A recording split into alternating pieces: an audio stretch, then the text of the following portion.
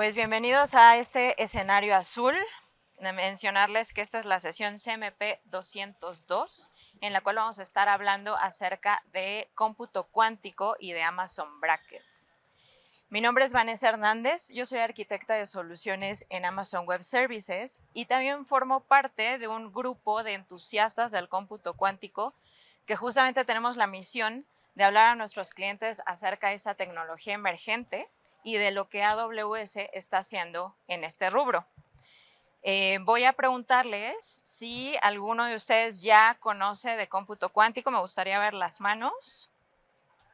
Ok, algunos. Muy bien. Esta pregunta se las hago porque cada vez en mayor medida vemos grupos mixtos, ¿no? Donde tenemos gente que ya tiene cierto conocimiento, ya quiere quizá ir un poco más a fondo, y gente que apenas está comenzando. Entonces, para setear la expectativa, hacer un disclaimer aquí, quiero mencionarles que esta es una sesión introductoria y no vamos a estar entrando al detalle de los aspectos físicos y matemáticos que implica el tema, porque lo que queremos lograr, digamos, es un entendimiento básico, estandarizado para la audiencia que está el día de hoy con nosotros, y a partir de eso y de saber cuál es el potencial que tiene el cómputo cuántico, pues hablar un poco de lo que AWS está haciendo al respecto. Así que dicho lo anterior, les voy a dar una definición simplificada de qué es el cómputo cuántico. Y esto lo podremos explicar como un paradigma nuevo en el cual se busca representar y procesar información de una manera alternativa a como lo venimos haciendo hasta ahora, con lo que es el cómputo digital, o también comienza a llamarse cómputo clásico, en un paralelismo al tema de física clásica y física o mecánica cuántica. Y esto es precisamente porque en el cómputo cuántico lo que se busca es tomar algunas propiedades que se describen en mecánica cuántica y aprovecharlas, pues precisamente para representar información. Ahora, esto actualmente tiene muchos retos. Por un lado, porque desde luego pues tenemos todavía poco tiempo ya en la etapa práctica del cómputo cuántico. Pensemos que apenas en 2016 fue cuando se puso a disposición del público en general la primera máquina cuántica real. Y pues adicionalmente a eso, a ese poco tiempo que tenemos ya poniéndolo en práctica, ya usando estas computadoras y estos procesadores reales, pues el uso de estas propiedades de mecánica cuántica, que normalmente lo que busca es describir el comportamiento de partículas subatómicas, pues tiene sus retos, ¿no? Estos estados cuánticos son muy delicados. Entonces, de pronto nos topamos con que con el simple hecho de querer medirlos, querer observarlos, los estamos alterando. Entonces, hay varios retos ahí por vencer, pero justamente por eso es importante que desde este momento empecemos a prepararnos y además eso abre la posibilidad de que podamos contribuir con los avances que esta tecnología va a tener en los próximos años. Seguramente entre ustedes hay investigadores que pues están desarrollando algún tema alrededor de cómputo cuántico y pues justamente sabrán que hay muchos temas en el estado del arte con los cuales se puede contribuir mientras más nos vayamos adentrando en el tema. Ahora, esta idea de utilizar estas propiedades de mecánica cuántica para representar y procesar información, pues nos abren un gran potencial, nos abren nuevas maneras en que podemos resolver problemas que hoy, aún con las supercomputadoras más poderosas, no hemos podido resolver. Ahí en la gráfica vemos un comparativo, ¿no?, del potencial que se espera que puedan tener las máquinas cuánticas y nos ejemplifica poniendo que a lo mejor en un clúster de supercómputo hay ciertos tipos de problemas que pudieran tomar cientos de años en ser resueltos, mientras que la expectativa y la teoría nos dice que en las máquinas cuánticas quizá pudieran resolverse en cuestión de minutos. Incluso si lo llevamos más a toda la teoría que ya se ha generado, podemos hablar de que hay problemas que pudieran tomar hasta miles o millones de años, eso es lo que se estima para una computadora clásica o una computadora digital, mientras que la expectativa es que en una máquina cuántica, pues a lo mejor no vamos a estar hablando de minutos, pero sí quizá de horas, días o semanas en que pudiéramos tener una respuesta y pues eso se vuelve mucho más alcanzable y mucho más manejable para los seres humanos, ¿no? Entonces, ahí es donde está el potencial, el poder atacar esos problemas que hoy no han podido resolverse ni con los clústeres más poderosos de supercómputo y eventualmente poder resolverlos a través de los algoritmos y las máquinas cuánticas. Y esto tiene aplicaciones en muchos ámbitos, porque pudiéramos pensar, si lo que buscamos es aplicar propiedades de mecánica cuántica, pues a lo mejor para lo único que me va a servir una de estas máquinas, pues es para representar sistemas de química, ¿no? A lo mejor alguna representación de moléculas o sistemas físicos. Pero la realidad es que tiene aplicaciones en muchos ámbitos. Yo diría que de hecho en cualquier ámbito en el que hoy por hoy una máquina clásica no haya podido dar una respuesta, pues es potencial para el cómputo cuántico. Para darles algunos ejemplos, me gustaría mencionar la parte de servicios financieros, ¿no? Ahí hoy utilizamos muchos modelos simplificados para poder representar, por ejemplo, el comportamiento del mercado de acciones, ¿no? El mercado accionario o ciertos modelos para estimar riesgos. Son modelos simplificados porque justamente lo que queremos es que sea alcanzable ejecutarlos en una máquina clásica. Y de pronto a lo mejor no consideran todas las variables que pudiéramos llegar a tomar en cuenta o todos los posibles valores que cada una de esas variables pudiera tener. De hecho, esos modelos quizás si agregáramos una sola variable más, los tiempos de procesamiento en una máquina clásica empezarían a crecer de manera exponencial y se volvería inmanejable resolverlos ahí y dar respuesta en un tiempo alcanzable. Entonces, ese, por ejemplo, es un caso de uso potencial para las máquinas cuánticas. Otro ejemplo es en los temas de logística. También si pensamos pues en alguna empresa, por ejemplo, que tiene que estar moviendo paquetes de un lado a otro y entonces tienen que optimizar la manera en que van a hacer la carga, por ejemplo, de sus medios de transporte, ya sean camiones, ya sean aviones, y tienen que pensar en cómo van a acomodar esos paquetes de la manera más óptima, pero además cómo hacer manejo del peso que cada uno de esos paquetes tiene para optimizar el uso del combustible de ese medio de transporte y además optimizar la ruta. Y si dentro de las rutas posibles agregamos solo un nodo más, pues los esquemas de simulación o los algoritmos de simulación nuevamente se pudieran empezar a volver inmanejables en el tiempo en el que quisiéramos obtener un resultado. Entonces, esto solo por mencionar dos ejemplos prácticos que no tienen nada que ver con el mundo de física o de química y que eventualmente se está revisando cómo las máquinas cuánticas pues, nos pueden aportar un valor y la famosa denominada ventaja cuántica contra una máquina clásica para resolver ese tipo de problemas.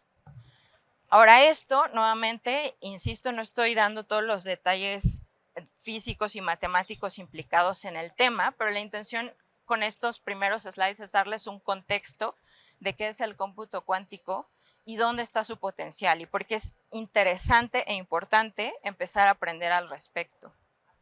Ahora, ¿qué estamos haciendo en AWS respecto a este tema?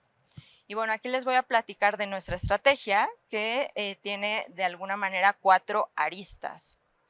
Una de estas aristas, que es Amazon Braket, es nuestro servicio de cómputo cuántico administrado en la nube, es en el que nos vamos a centrar en el resto de la presentación.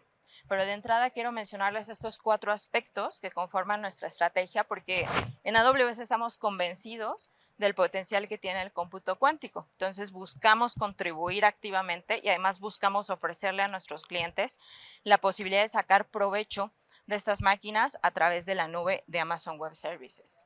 Entonces la primera parte de nuestra estrategia es el AWS Center for Quantum Computing. Y este pues es un centro de investigación en el que justamente lo que estamos buscando es contribuir con esos temas que están en el estado del arte y poder sumar a todo lo que la comunidad está investigando y está descubriendo acerca del cómputo cuántico. Físicamente, este centro de investigación está ubicado muy cerca de Caltech, que es una universidad con un programa bastante fuerte de mecánica cuántica. La intención, desde luego, no es solo contribuir con los académicos de Caltech, pero bueno, es una posición estratégica para poder realizar la investigación. Y bueno, algunos de los temas que estamos revisando ahí, que de hecho ya se han publicado papers en nuestro blog de cómputo cuántico, temas, por ejemplo, de cómo desarrollar mejores chips cuánticos o mejor hardware cuántico. Ahí, de hecho, el pasado diciembre, en nuestro evento de Reinvent, anunciamos que estamos trabajando en desarrollar un chip cuántico propio de AWS. Porque si ustedes ya conocen Bracket o ahorita que yo les hable un poco de este servicio, hoy por hoy lo que ofrecemos pues son máquinas cuánticas de diferentes proveedores que son nuestros socios y que pues a través de este single pane of glass, a través de esta consola unificada, ustedes pueden tener acceso a toda esa diversidad de hardware. Sin embargo, también estamos trabajando en desarrollar nuestro propio chip, nuestro propio procesador cuántico que va a estar basado en tecnología de superconductores. Y bueno, esto es algo que se está trabajando en nuestro centro de investigación. También, por ejemplo, se está haciendo investigación alrededor de temas más relacionados con la parte de algoritmos o software cuántico. Y ahí nos estamos centrando mucho en la parte de corrección de errores. Cuando hacemos, les decía yo, alguna medición de los estados cuánticos representados en estas máquinas, los alteramos. Entonces se va introduciendo cierto grado de error a lo largo del procesamiento de un algoritmo.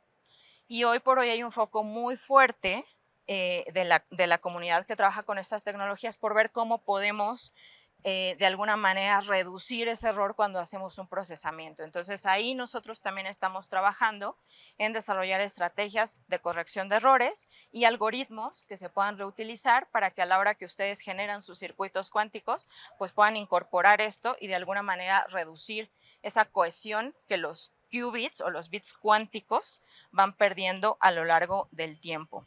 Entonces, esos son dos ejemplos de lo que estamos haciendo ahí en nuestro centro de investigación para cómputo cuántico. También hace apenas unas semanas anunciamos nuestro Center for Quantum Networking. Entonces, esto es algo totalmente nuevo, pero ya también dentro de este centro de investigación vamos a tener una línea directamente enfocado en la parte de redes cuánticas. La segunda parte de nuestra estrategia es el Quantum Solutions Lab. Y este es un equipo multidisciplinario que buscamos poner a disposición de aquellos clientes que justamente quieren generar una estrategia de cómputo cuántico. Tienen posiblemente un caso de uso potencial y quieren explorar cómo pueden utilizar las máquinas cuánticas para resolverlo. Entonces ahí tenemos especialistas en diversas disciplinas, desde Quantum Networking, Quantum Security, Quantum Machine Learning y por supuesto gente que conoce a profundidad nuestro servicio de Bracket y que lo que buscamos es contribuir con nuestros clientes para diseñar la mejor manera de resolver ese problema potencial. Algo importante es que muchas veces se encuentra que ese problema potencial para el cómputo cuántico se puede resolver a través de arquitecturas híbridas. Entonces es bien importante hoy por hoy que sepamos que el cómputo cuántico no va a venir a sustituir todo lo que hacemos con las máquinas clásicas. Más bien lo que se va a buscar es que las máquinas clásicas hagan lo que saben hacer mejor y para lo que ya tenemos años de experiencia trabajando con el cómputo digital y dejarle a la máquina cuántica solamente aquel problema que efectivamente no se ha podido resolver desde el punto de vista clásico. Entonces, muchas veces el Quantum Solutions Lab le ayuda a nuestros clientes a crear estas estrategias híbridas. Tenemos también nuestra Partner Network y ahí, digamos, dentro de esta red de partners que tenemos a nivel global, ya tenemos partners enfocados específicamente en el tema de cómputo cuántico.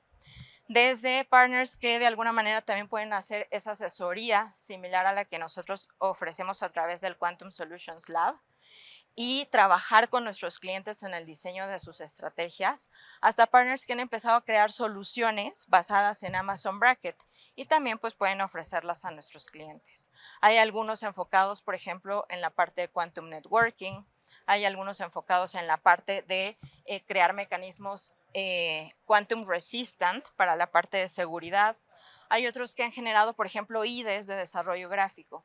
Entonces, en lugar de que tengamos que estar utilizando directamente el SDK de Amazon Bracket, podemos utilizar esos IDEs y mediante una interfaz drag and drop empezar a generar nuestros circuitos cuánticos para aquellos que tienen quizá menos experiencia con el código y quieren alguna herramienta más sencilla para empezar a trabajar con las máquinas cuánticas. Entonces, esos son algunos ejemplos de lo que están haciendo nuestros socios y que nuevamente la intención es fortalecer la manera en que AWS está apoyando a los clientes alrededor del tema de cómputo cuántico.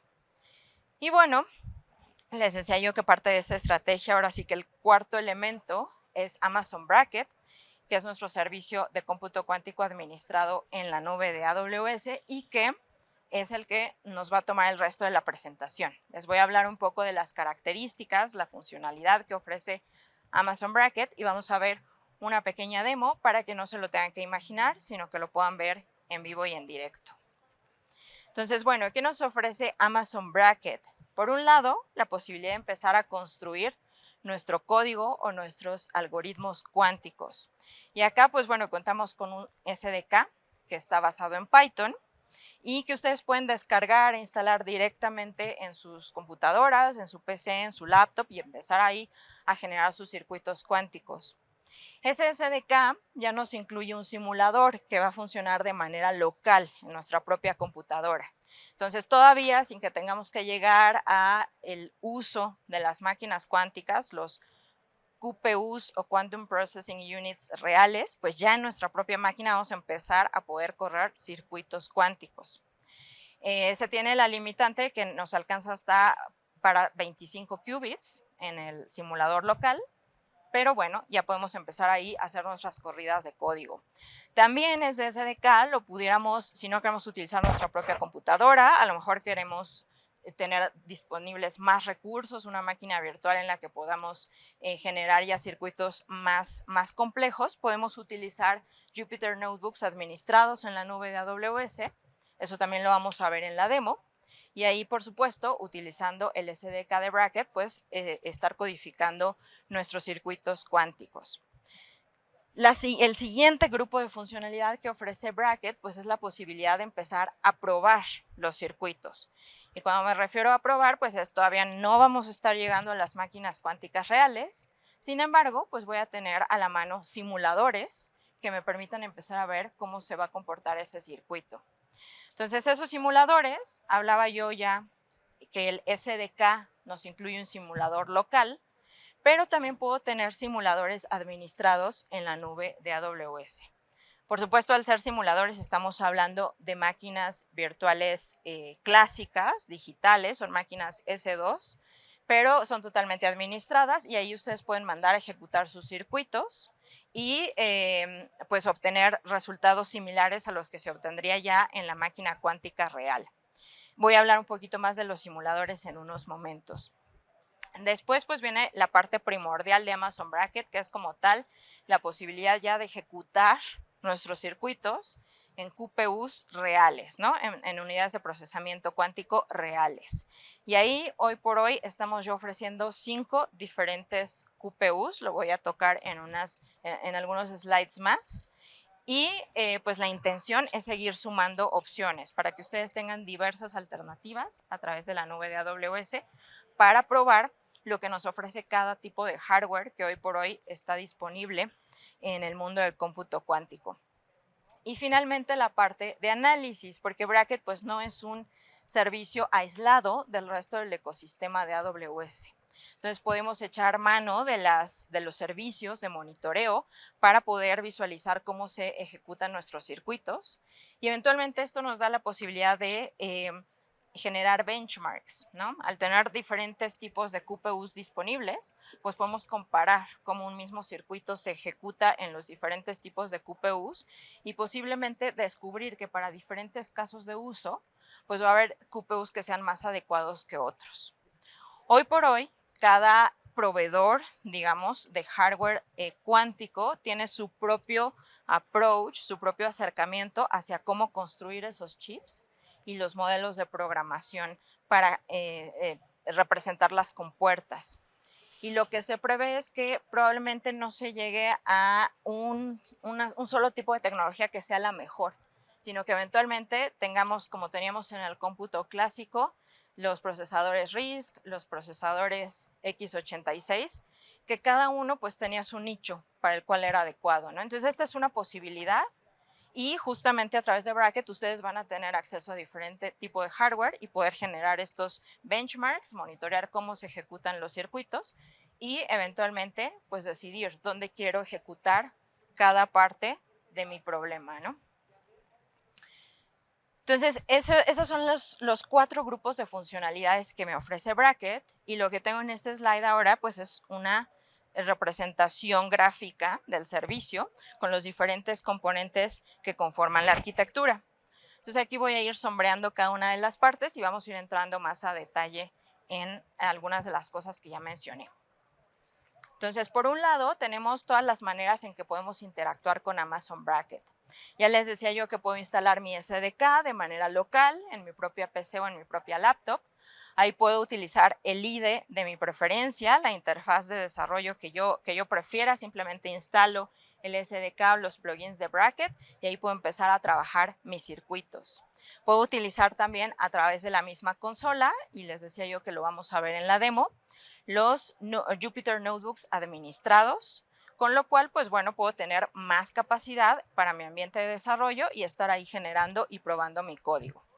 Y finalmente la consola de Bracket, que la vamos a ver en la demo, que pues es realmente una parte de la consola de gestión de AWS, en la cual podemos administrar y accesar todos los recursos de este servicio.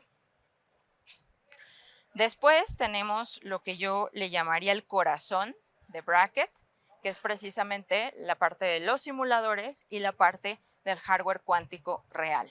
Entonces aquí voy a ir entrando un poquito más a detalle. Primero, los simuladores. Hoy por hoy ofrecemos 4 tipos de simuladores. El primero de ellos es el simulador local, que es el que hemos venido mencionando. Cuando ustedes instalan el SDK, pues ahí va embebido un simulador y de manera local pueden empezar a ejecutar circuitos que consten hasta de 25 qubits. Pero si ya queremos empezar a ejecutar circuitos más complejos, podemos echar mano de los simuladores administrados en la nube de AWS. Y ahí tenemos 3 tipos de simulador. El primero se llama simulador de vector de estados. Me va a permitir ejecutar circuitos hasta de 34 qubits. Y justamente, como su nombre lo dice, pues este me permite almacenar el estado completo de la función de onda que representa mi algoritmo. Algo que ustedes van a ver cuando ejecuten un circuito cuántico es que al final nos va a dar un resultado probabilístico, ¿no? Nosotros lo vamos a ejecutar n número de veces, que se llaman shots, y por ejemplo lo mandamos a ejecutar 1000 veces, 1000 shots, nos va a decir de esos 1000 shots cuántas veces obtuvimos un resultado u otro.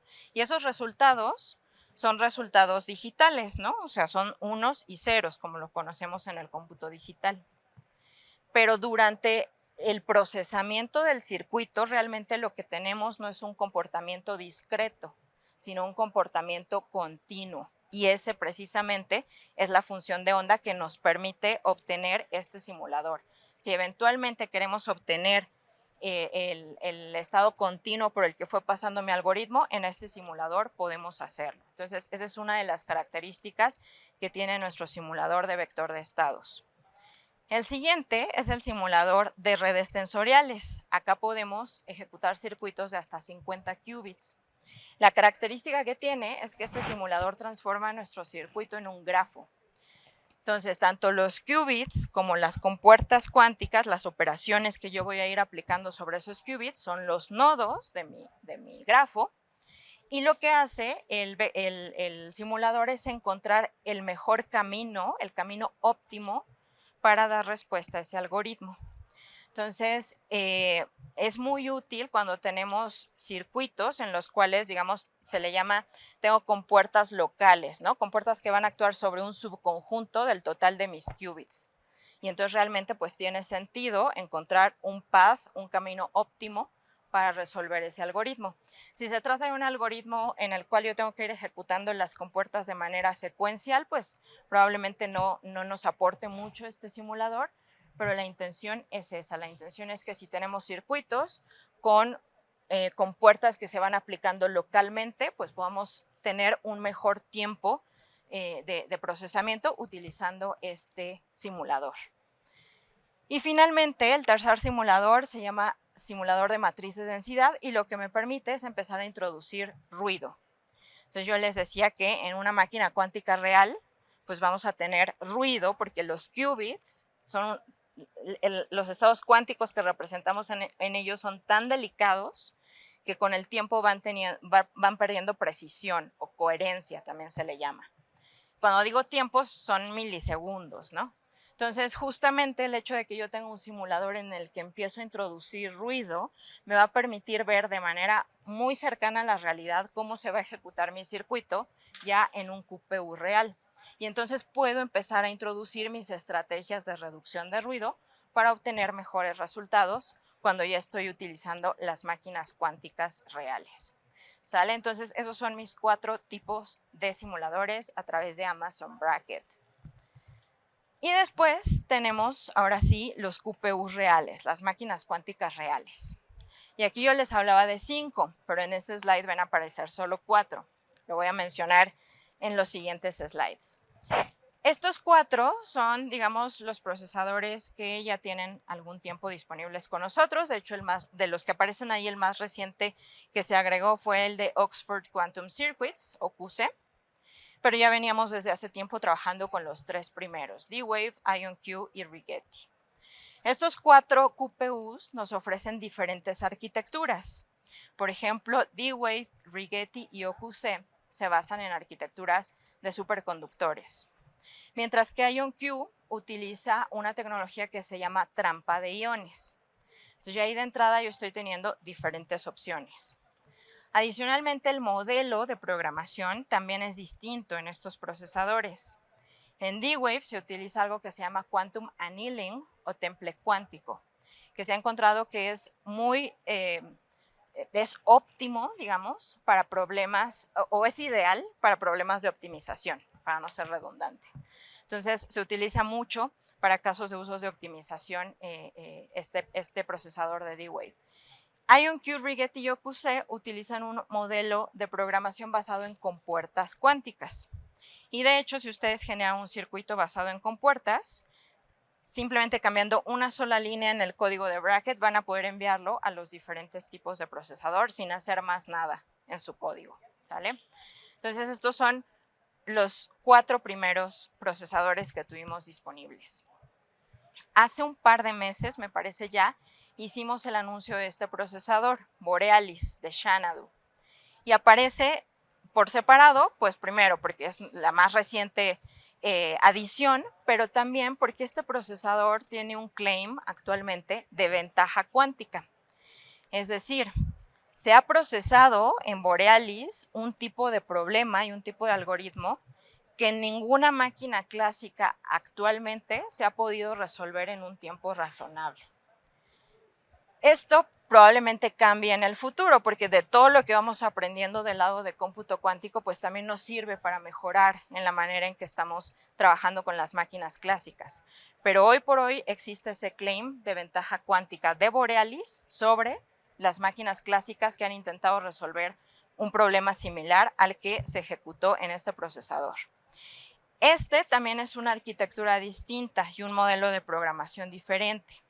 La arquitectura acá está basada en fotones y en algo que se llama estados comprimidos o Q-modes. Esa es la manera en que se representa y se procesa la información en Borealis. Y el modelo de programación es algo que se llama Gaussian Boson Sampling o GBS. Entonces, es una opción más de las que tenemos disponibles en Amazon Braket. Y próximamente, este ya es anuncio oficial, vamos a tener disponible un 6º tipo de QPU, que es el de Q-Era, y también estamos agregando otro tipo de arquitectura y otro modelo de programación. Esta arquitectura es algo que se llama qubits de átomos neutros o átomos Rydberg, y el modelo de programación se conoce como Analog Hamiltonian Simulation. Entonces, una opción más que próximamente estará disponible a través de nuestra consola de Amazon Braket. Y pues bueno, yo les decía que Braket no es un servicio aislado del resto del ecosistema de AWS.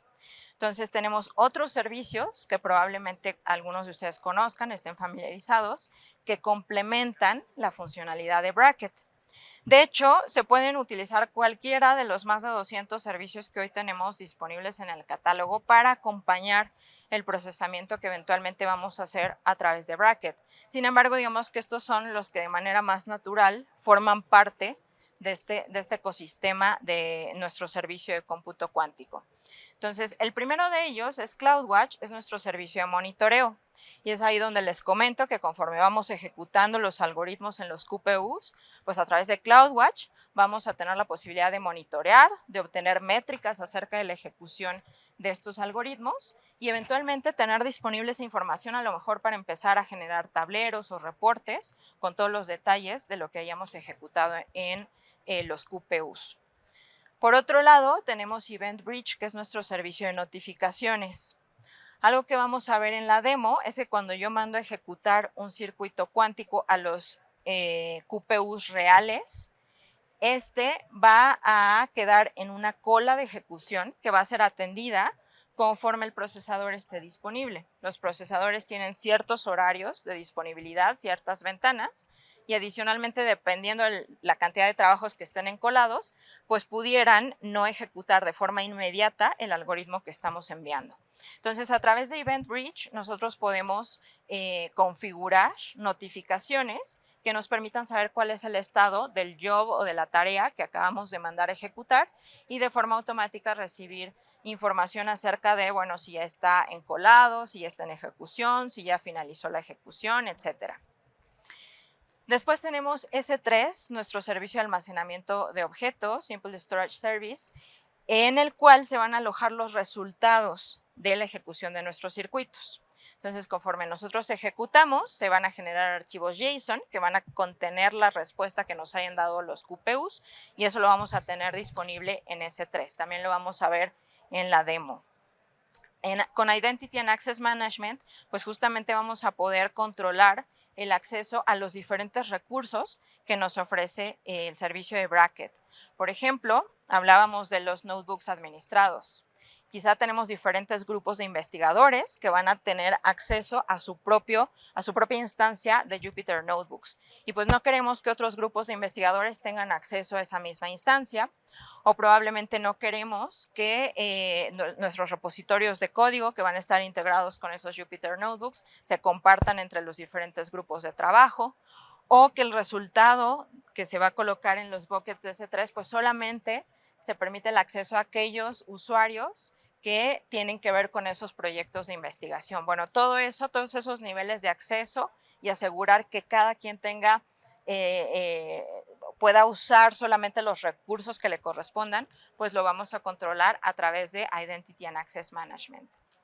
Y finalmente, nuestro servicio de gestión de llaves para cifrado, pues desde luego nos va a permitir, por un lado, cifrar toda la información que contengan nuestros Jupyter Notebooks. Todo el código que estemos almacenando ahí lo podemos almacenar de forma segura en un disco cifrado que corresponda a esa máquina virtual administrada, y también los resultados que coloquemos en nuestro servicio de S3 pues pueden almacenarse de forma cifrada, ya sea con una llave que ustedes mismos generen y queden de alta en este servicio de KMS, o con llaves administradas por el propio AWS. Entonces, bueno, ese es el ecosistema de los servicios que de manera más natural, más directa, interactúan con Amazon Bracket. Entonces, bueno, vamos a ver ahora la demo para que no se lo tengan que imaginar nada más. Y pues justamente aquí lo que veo es la consola de AWS. Esta es la consola central y desde ahí yo puedo accesar al servicio de Bracket, ya sea si me voy al menú de servicios, de ahí me voy a Quantum Technologies, ahí encuentro Amazon Bracket, o también, digo yo, ahí lo tengo en mis Recently Visited porque es de los servicios que más acceso, o desde la barra de búsqueda que aparece en la parte de arriba de nuestra consola.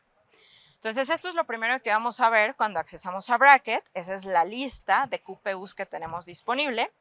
Ahorita no voy a entrar ahí, vamos a irnos a la parte de dashboard, porque esta parte es totalmente nueva, la liberamos hace algunas semanas y ahí ustedes tienen una vista centralizada de todos los recursos que estén utilizando en Bracket.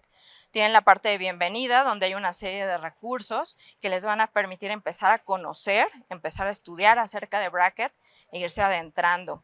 Está la parte de anuncios, donde vamos publicando todas las noticias relativas a este servicio para que tengan muy a la mano esa información.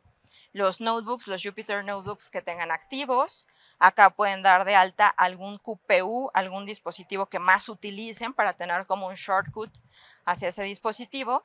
Y la parte de jobs que vamos a hablar un poquito más adelante. Es totalmente configurable, yo puedo remover esos tiles o agregar nuevos y generar mi tablero de control de Bracket. Entonces ahora sí vamos a la parte de dispositivos. Yo ahí veo, por ejemplo, los dispositivos de AWS, que hasta el momento son los simuladores. Próximamente tendremos un QPU propio.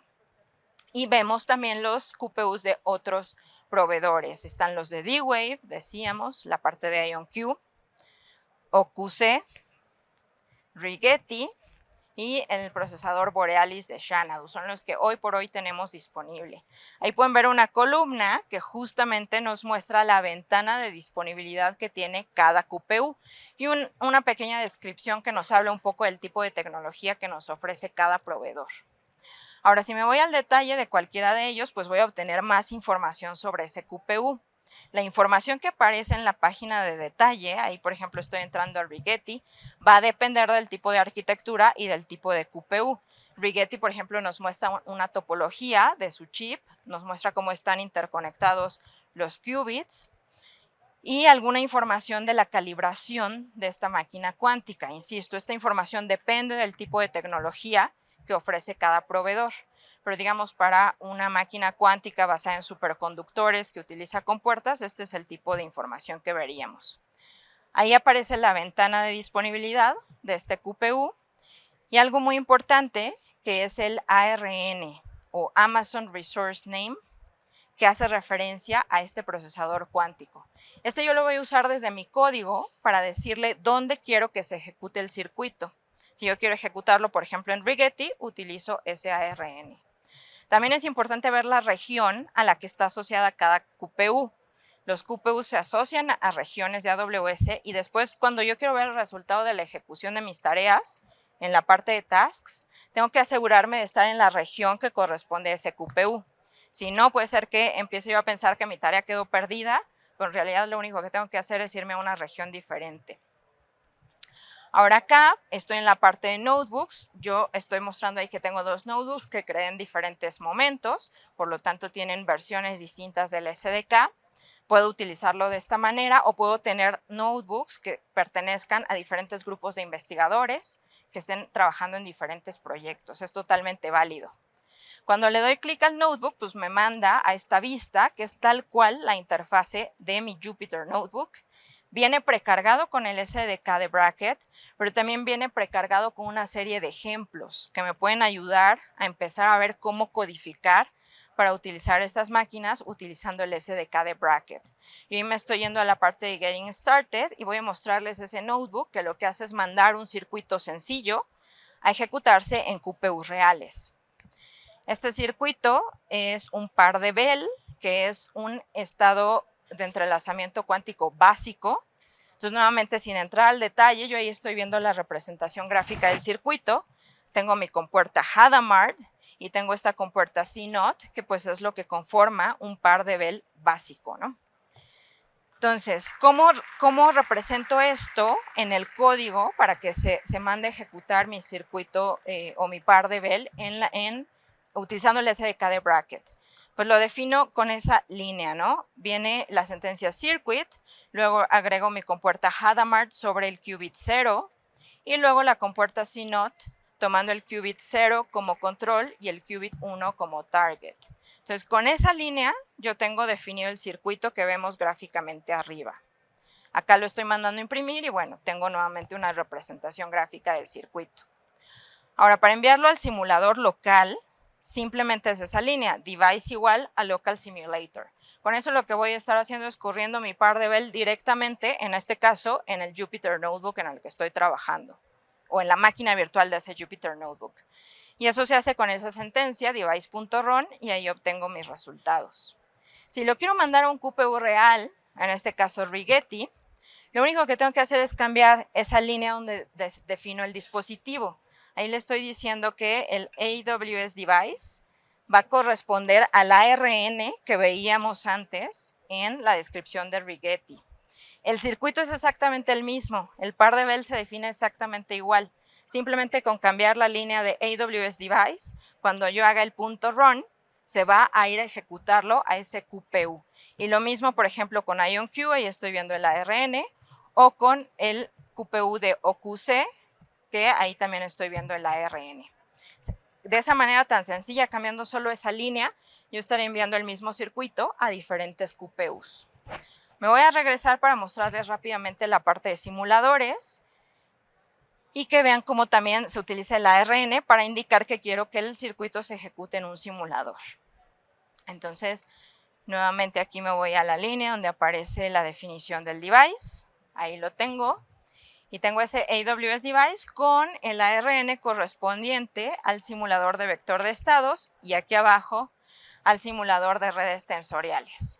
Entonces, nuevamente, solo cambiando esa línea yo puedo utilizar los diferentes simuladores o puedo utilizar los diferentes procesadores, en este caso basados en un modelo de compuertas. ¿Sale? Entonces, vamos a regresar a la consola. Y quiero mostrarles aquí donde veo los resultados. Los resultados se muestran en la sección de tareas y ahí yo les decía, dependiendo de la región, yo veo lo que está asociado a esa región. Ahí tengo el dispositivo de IonQ, el dispositivo o el simulador de vector de estados. Si me cambio a Oregon, Oregon tiene asociados otros QPUs y entonces ahí vería los resultados, por ejemplo, de tareas que yo haya mandado a D-Wave. Si me voy a Northern California, ahí voy a ver los resultados de tareas que están asociadas a los procesadores de Rigetti. Entonces, esto es bien importante porque luego sentimos que está perdida nuestra tarea y realmente solamente nos tenemos que mover a la región que está asociada con el QPU. Cuando le doy clic al detalle de la tarea, pues ahí puedo ver si ya está completada, en qué estado se encuentra y aparece el link al bucket de S3 donde voy a tener los resultados. Yo les decía que los resultados me generan un archivo JSON y lo tengo disponible ahí en el servicio S3. Entonces ahí estoy navegando a la consola de S3, ahí está mi results.json y desde ahí lo puedo abrir y puedo consultar el resultado de la ejecución de ese circuito. Entonces así es como se vería. La estructura del JSON cambia dependiendo del QPU, pero en general, pues bueno, es un archivo que va a contener el resultado de cada uno de los shots, cada una de las veces que ejecutamos el circuito y después pues hay algunos metadatos que dependen del tipo de procesador que estemos usando. ¿Sale? Pero pues al final tenemos en S3 disponibles todos los archivos JSON de todas las tareas que hayamos mandado a ejecutar independientemente del tipo de QPU que hayamos seleccionado. Entonces aquí me regreso. La parte de jobs, yo por ejemplo ahorita no tengo ningún job ahí referenciado, pero esto hace referencia a esas arquitecturas híbridas donde yo les decía que se puede tener parte del procesamiento en máquinas clásicas y parte en máquinas cuánticas. Eso lo defino en esta parte. Y es tan sencillo como pues irme al botón ahí que aparece de Create Job. Y en esta parte yo voy a definir cuál es el algoritmo que quiero ejecutar. Ese algoritmo va a tener ciertas partes que se ejecuten en un formato clásico y ciertas partes que se ejecuten en un procesador cuántico. La parte clásica se iría a un contenedor. Yo tengo ciertos contenedores ya predefinidos, pero puedo definir los propios y la parte clásica se iría a ejecutar en un contenedor, mientras que la parte cuántica yo selecciono ahí el QPU al que quiero mandarla y con eso yo tengo ese job híbrido que va a estar haciendo parte del procesamiento en máquinas clásicas y parte del procesamiento en procesadores cuánticos. Entonces, bueno, esta es una mirada breve a la consola de Braket para que conozcan el servicio, que no se lo tengan que imaginar nada más como decíamos en los slides anteriores y pues darles una pequeña probadita que los invite a entrar directamente a Braket y conocerlo más a detalle. Entonces, como call to action, me gustaría darles algunos tips de cómo podemos empezar a conocer más de Amazon Braket. Si todavía no hemos entrado al servicio, bueno, ¿cómo empezamos a aprender acerca de él? Entonces, primero les voy a dejar estos 4 recursos. El primero es el Getting Started de Amazon Braket, que son precisamente toda la documentación que tenemos disponible acerca del servicio. Y ahí ustedes pueden ver cómo accesarlo, cómo configurarlo, cómo trabajar con la consola, que ahorita vimos un pequeño overview en la demo. Tenemos nuestro Quantum Computing blog y ahí pues justamente vamos publicando noticias, pero también vamos publicando esos papers que se generan en nuestro AWS Center for Quantum Computing acerca de la investigación que estamos realizando en el ámbito de cómputo cuántico.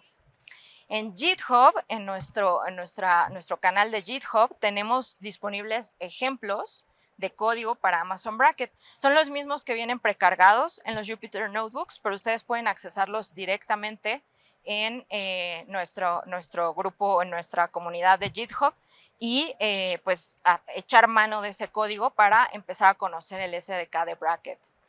Y en YouTube tenemos tutoriales de 10 minutos con los cuales ustedes pueden ir conociendo más acerca de la consola de Braket. Hoy por hoy tenemos ya disponibles 4 tutoriales, pero la idea es ir gradualmente agregando más y que ustedes tengan estos videos muy rápidos en los que en 10 minutos que tengan libres puedan checar cómo definir un job híbrido, cómo visualizar la parte de costos de Amazon Braket, cómo navegar a través de las tareas en las diferentes regiones con los diferentes QPUs, etcétera, ¿no? Entonces, estos son algunos recursos con los cuales pueden empezar a aprender.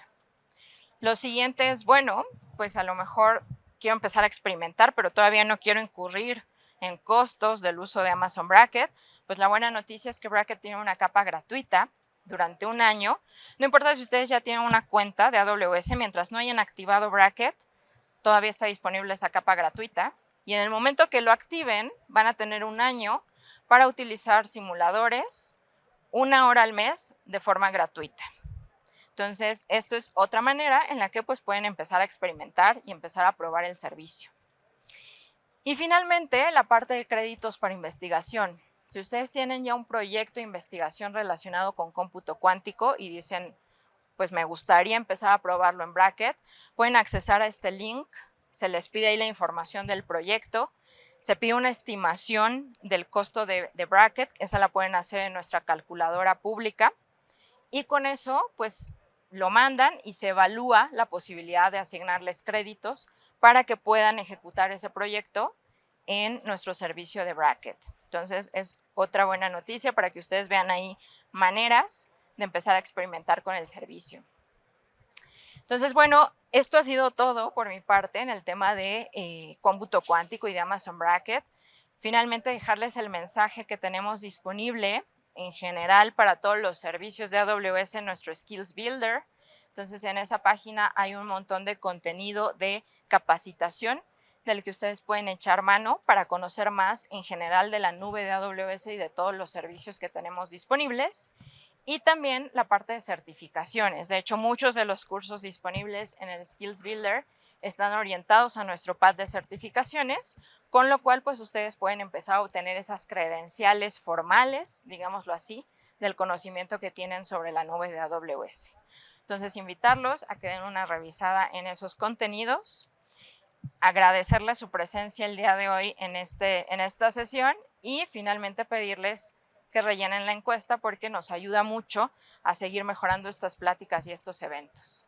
Muchas gracias, yo voy a seguir por acá un rato más si quieren platicar acerca del tema y si no, el día de mañana en nuestro booth de Ask the Experts también voy a estar por ahí. Nuevamente gracias y pues sigan disfrutando del evento.